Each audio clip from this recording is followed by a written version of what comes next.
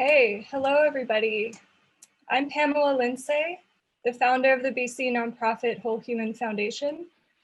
The purpose of the foundation and events like this, the Whole Human Summit, are to democratize health and science knowledge, to bridge worlds in the healing space, to create connections between thought leaders, and this year specifically, to help identify barriers in health and drive solutions so that we can build healthier, happier, and more equitable communities.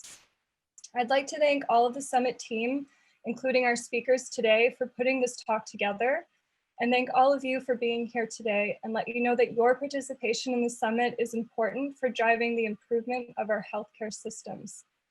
I am also grateful to our supporting and community partners for helping to make this summit series possible. And I'd like to introduce Renelle Alberts now, who is a director of the Whole Human Foundation. Renelle describes herself as an ex-South African, and before we get started in the session today, Renelle would like to offer her unique perspective on land acknowledgements and the purpose that they serve. So over to you, Renelle. Thanks, Pam. I'd like to acknowledge that we're all anchored on the unceded territory, well, here in Vancouver at least, of the Coast Salish peoples, 9 including the territories of the Musqueam, Squamish, Stolo, and Tsleil-Waututh nations. I should acknowledge that whether our families just moved to Canada a couple of months ago or have lived here for generations, we're all actually immigrants. Canada was originally occupied by Indigenous communities for thousands of years before we arrived. Waves of immigration and settlement forced many Indigenous peoples away from their traditional lands and disrupted their traditional ways of life, leading to transgenerational trauma. Nowadays, Canada's immigration policy is amongst the most welcoming worldwide. However, as we welcome new immigrants to Canada, we mustn't ever forget about history. I come from South Africa, which has a Dutch, French, and British colonial history, as well as a legacy of apartheid, and the subsequent move to a democratic government only 30 years ago. I tell you this because we also used to make land acknowledgements that became meaningless over time. We cannot allow this to happen in Canada ever. Through all of this, I gained a deep understanding of the need for reconciliation and healing, because we cannot change the past, but we can and we absolutely should change the future. We can only do this by acknowledging what's happened historically in Canada, recognizing what went wrong and what went right, and moving forward having learned lessons from it. In hearing all of this from my perspective, I hope that you can reflect on what reconciliation means to you and what actions for reconciliation you've taken and can continue to make in your own lives.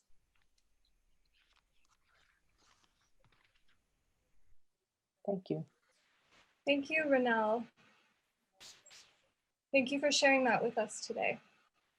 I would like to also add that acknowledging where we are located, where we are building community and sharing knowledge is important, also especially in the context of our discussion today on the spaces that we occupy, whether they be street addresses or IP addresses.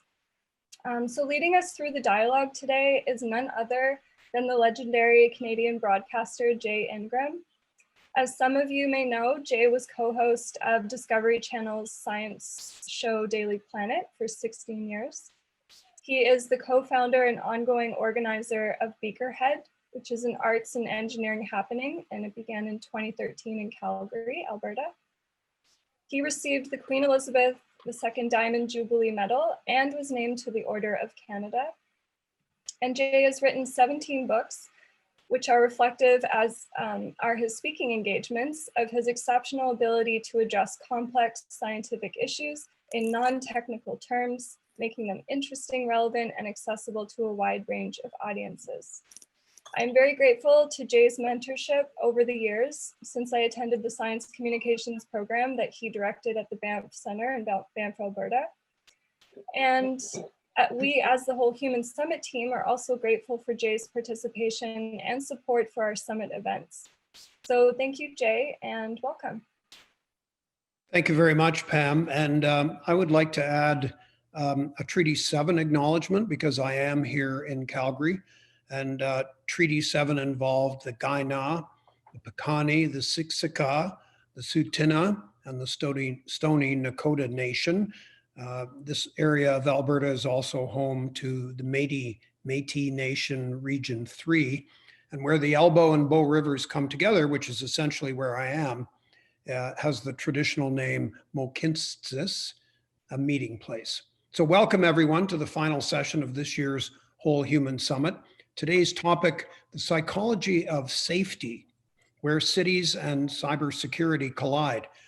And while it's true that cybersecurity is an important piece of today's discussion, whether cities are places filled with IP addresses or street addresses, it's true that healthy living also resides in architecture, design, and funding and politics. We have 4 speakers today who have in common experience with cities, their pluses and minuses, but all of whom have particular points of view. I'm just going to introduce them briefly, and then they're going to take turns addressing you, giving you their point of view on the topic. Lusungu Kayani is an urban planner with an emphasis on international development. Mary Rowe is president and CEO of the Canadian Urban Institute. Jay Taylor is managing principal consultant Mandiant in San Francisco. His focus is cybersecurity. And Robin Mazumder is a neuroscientist interested in how social and physical environments interact to influence human health and well-being. So these are just one-line introductions. I hope they do give you a sense of the diversity of today's panel. Now, each of them will describe from their experience what they think are critical factors that help create safe and thriving urban spaces. What is a safe and healthy space?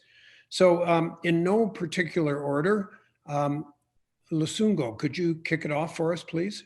I would love to. Thank you so much, Jay, for the warm welcome, and for Pamela as well, and Ronell.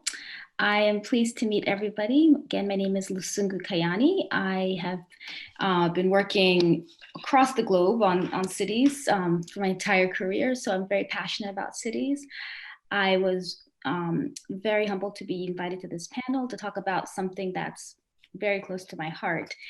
And thinking about healthy cities in the built environment, I think of space, of open public space, as an asset. Now, to define what open public space means, I mean, there's many definitions out there, but I like to refer to a professor from Sheffield University in the UK, Miss Caris Swanwick. She says, open space is a combination of green spaces and civic gray spaces that contribute to an urban area, either visually by contributing positively to the urban landscape or by virtue of public access.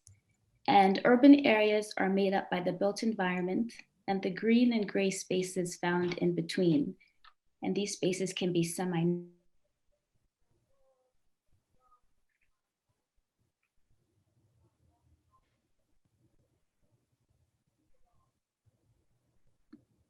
to built environment. The majority of open public space can be found in the streets, the sidewalks, and the parks that an urban area provides. And these places are where people meet, where they socialize, and they congregate, most importantly, where they are physically active. Well-designed spaces, I believe, are mixed-use spaces. They combine commercial, residential, and recreational uses. And they're planned around people, not automobiles. 3 specific themes come to mind as well when I think about space: inclusivity, equity, and safety. And we'll all in our own individual capacities divulge into these themes, I'm sure. But with thinking of these 3 themes, I also think about who, where, and how whenever I'm looking at an urban public space. Specifically in terms of who uses the space and who designs the space also determines who has access to the space. And does the space consider gender and ability, disabilities? Is it welcome to all minorities and people from different backgrounds and different socioeconomic statuses, to women, to children?